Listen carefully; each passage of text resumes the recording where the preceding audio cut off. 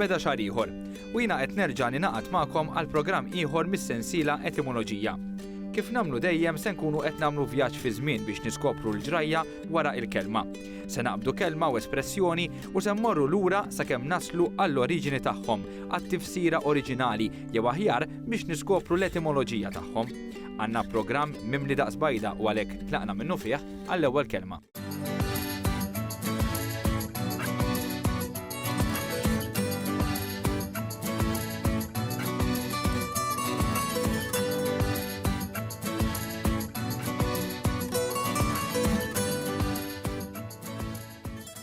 Fil-bidu tas-sensiela iltqajna ma' kliem bħal grok u anke cardigan li jirreferu għal isem jew inkella laqam ta' xi persuna partikolari.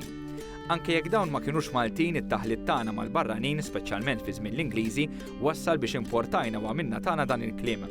Għamilnihom tagħna għax kif ġara ħafna drabi meta inqatgħu mis-sors oriġinali, il-Maltin komplew jiżviluppaw it-tifsir ta' dan il-kliem u għalhekk sar tagħna. Illum ukoll se nitkellmu fuq kelma li importajnija mingħand l-Ingliżi, iżda din ma tirreferix għal isem jew laqan ta' persuna partikolari imma isem ta' triq. Il-kelma li qiegħed nitkellem dwarha hija stepni. Ma tridx tkun xi dilettant tal-karozzi biex tkun taf x'inhu. Stepni huwa tire spare għall-karozza. Il-kelma ġejja minn Stepney Street f'Wales li kien l-indirizz ta' wieħed li jagħmel it-tires. Stepney fil-fatt huwa distrett f'Londra.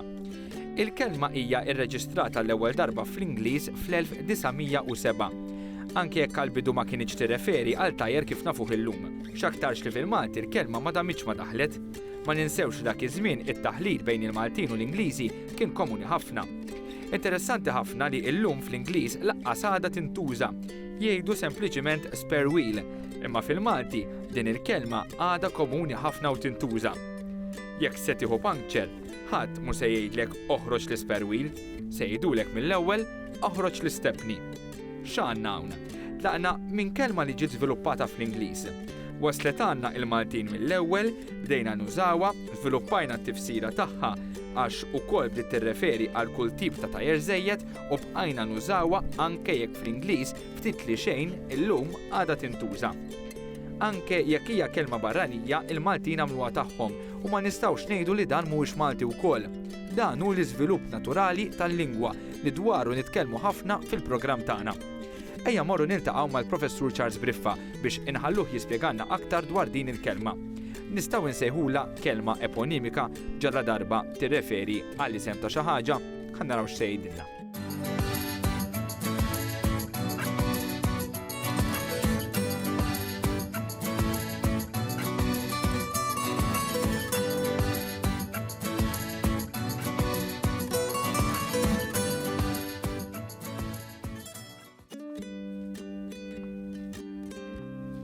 Kif qed tgħid inti stepni wkoll hija kelma biex ngħidu hekk eponimika sewwa. Illum il-ġurnata stepni hija r-rota spare u x'hekk li inti jkollok fil-karozza. Okej, minn fejn ġejja? Il-kelma stepni hija isem ta' triq f'Wales, Stepney Street. Fejn kien hemm wieħed li kien jagħmel roti. U hekk isa ttieħdet minn hemmhekk. U l-ewwel darba li ġiet irreġistrata bl-Ingliż Stepney kien fl-1907. All right? Issa, x'ġara? Dik il-ħabta fl-1907 bdew il-karozzi. Il-karozzi dik il-ħabta kienu nsejħu karozzi tan-nar, right, biex jażlu mill-karozzi ta' żwiemel. Karozzi ta' żwiemel fis-seklu 19 kien il-karozzi. Però il-karozzi bil-magni kombustibbli, okay? Qed ngħid, meta bdew hekk kellhom bżonn l-stepni, l-spare wheel, okay? U la bdiet l-Ingilterra fl-1907 għaw Malta jidher li mal-ewwel daħlet għaliex bħalma jaf kulħadd sewa konna taħt l-Ingliżi, kien hawn ħafna familji Ingliżi u dak li kien jiġri l-Ingilterra malajr kienu ġibuh hawnhekk u mbagħad il-Maltin qisu jiddakru minnu. Sewa U l-istepni baqa tintuża u għada sal-lum tintuża x'għandna nużawha. Għandek stepni, iva, bidlen ma l-istepni. Mekk għandi l-istepni. Hekk nużaw aħna, alright?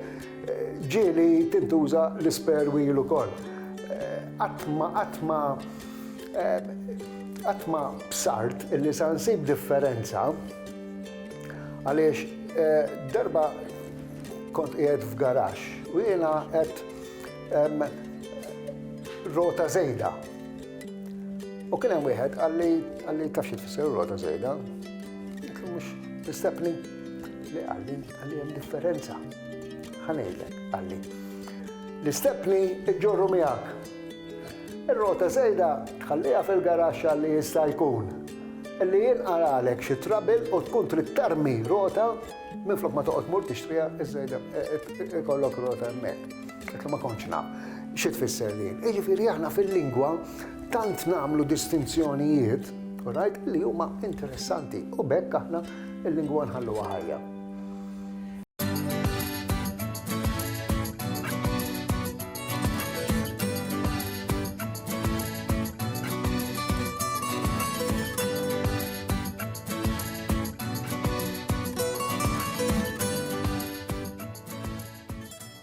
Mill-Ingliżi se nerġgħu nagħmlu pass ftit lura fi żmien u issa se mmorru għal żmien il-Kavallieri ta' San Ġwan biex nifhmu l-oriġini jew aħjar l-etimoloġija ta' espressjoni. Fil-programmi li għaddew rajna kif ċertu idjomi u espressjonijiet jiftħu tieqa ċkejkna fuq l-istorja tal-pajjiż bħal jagħtuna ritratt ta' mument jew xi ħaġa partikolari li kienet teżisti u llum m'għadix. Rajna dan pereżempju meta tkellimna fuq l-espressjoni id-di do li tirreferi għal żewġ bastimenti ta' żmien l-Ingliżi li kienu dejjem ikunu sorġuti ħdej xulxin fil-port ta' Marsamxett. L-espressjoni li se nitkellmu dwar llum hija karrakka. Min jaf kemm il-darba badna ma' xi ħabib tagħna li jkollu karozza nisla biċċiet u ngħidulu hemm x'għandek qisha karrakka. Ġieli nużawha bħala appellattiv għal xi ħadd jew oġġett pjuttost goff u li jkollu ħafna żmien. Imma din il-karrakka x'inhi? Il-karrakka tirreferi għal bastiment ta' żmien l-Ordni ta' San Ġwan illi dawn kienu ġabu magħhom minn Rodi, jiġifieri meta waslu Malta l-ewwel darba. Għalkemm dan il-bastiment kien kbir, spiċċa bla użu u baqa' sorġut ħafna għal żmien twil mitluq quddiem il-Forti Sant'Angelo. Xi drabi lanqas temmel li espressjoni dwar xi ħaġa daqshekk antika u l-bogħod fi żmien għadha tintuża u popolari sal-lum il-ġurnata. Vera li t-tifsira żviluppat u nbidlet imma fl-aħħar mill-aħħar l-etimoloġija tagħha tibqa' tajjat lil dan il-bastiment ta' mijiet ta' snin ilu. It-tifsira nbidlet minn xi ħaġa kbira għal xi ħaġa bla użu għal xi ħaġa antika ħafna. Dwar din l-espressjoni se niltaqgħu ma' Martin Morana biex jgħidilna aktar.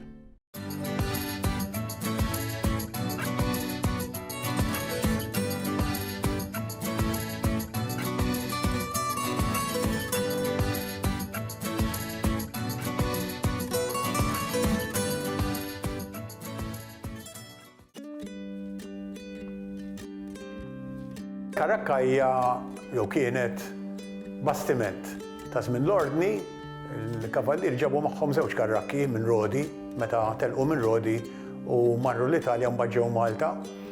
U meta ġew Malta ġew żewġ karrakki, waħda Santa Marija u l-oħra Sant'Anna. U dawn it-tnejn sorġewhom ħdejn Sant'Angelo fejn kienu huma l-ewwel post fejn l-Ordni għax il-belt kienet għadha ma teżistix. L-Ordni kienet ġo Sant'Angelo l-Birgu. U dawn iż-żewġ karrakki kienu ħdejhom, waħda minnhom wara ftit snin qabdet, ħadet in-nar b'mod inċidentali. U l-oħra damet aktar, damet sa xi 1540, mhux se żball, xi ħaġa hekk. Minħabba li din il-karrakka l-aħħar waħda baqgħet hemmhekk is-snin kbar u qatt ma tiċċaqlaq minn hemm għax il-karrakka wara żmien saret issuperata bastimenti oħrajn u allura saret xi ħaġa tqila u li ma kontx toħroġ biha kif ġipu laħaq, ma kienx fadal użu tagħha, però kien bastiment sabiħ ħafna. U allura meta bniedem jipparaguna xi karozza antika pereżempju, jew xi bniedem raġel jew mara goffi tqal ma jċċallqux minn posthom, jipparagunaw kienu minn dak iż-żmien kienu jipparagunawhom qed nitkellem għall-persuna għal-aktar mal-karrakka. Ġifieri minn dak tqil qisu l-karrakka dak. Bla użu daqs il-karrakka. Oġġett kbir, però bla użu. U dik hija l-ispjega tal-karrakka. Biss imbagħad fis-seklu 19 kien hawn tip ta' bastiment ieħor jgħidu l-karrakka. Fil-fatt kien dredger, dak li jħammel il-rammel u t-tajn mill-qiegħ il-baħar. Dak għax kien probabbilment għax kien jimxi bil-mod u kważi jieqaf kien iżomm ruħu f'post wieħed u kol kienu jgħidulu karrakka, però l-espressjoni, l-idjoma ta' qisek karrakka ġejja minn żmien il-kavallieri.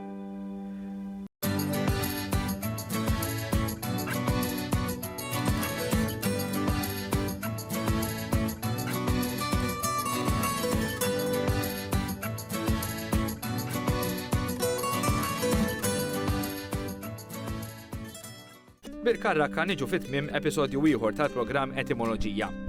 Għal darba oħra rajna kemm il-lingwa hija ħajja u tan-nies. Tlaqna b'kelma li żviluppat f'pajjiż, waslet għandna permezz tat-taħlit tagħna mal-Ingliżi u komplejna niżviluppawha sakemm ma minnija tagħna. Imbagħad rajna espressjoni li oriġinat minn bastiment ta' miet ta' snin ilu bl-espressjoni tgħaddi minn ġenerazzjoni għall-oħra. Anke jekk it-tifsira oriġinali tagħha llum intesit, l-etimoloġija tagħha tibqa' tajjat lil dan il-bastiment.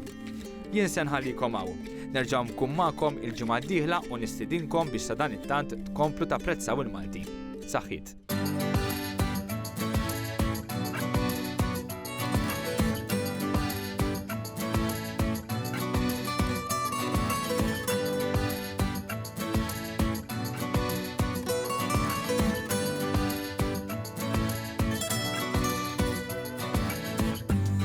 Jintasbu bis-swit il-ronfon kif tbatti x-xemx sajfija daqet mota l-Ave Marija tlet kittarri jintuna